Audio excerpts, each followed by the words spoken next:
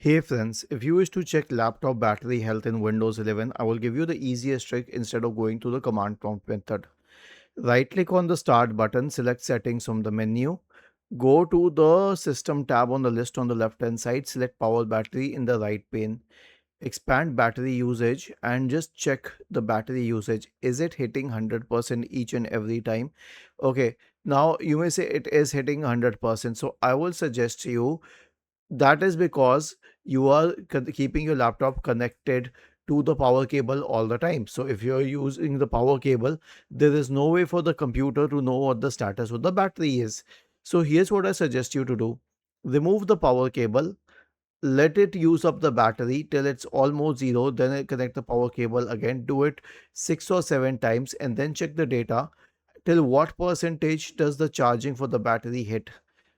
If it is like 60-70%, I would say the battery is okay. You do not need to replace it. If it's gone to 30-40%, you can consider replacing it. Was this helpful? If yes, then please subscribe to the channel. If not, then let us know in the comment section of the video on how we could help you further. Thank you for watching this video and have a nice day.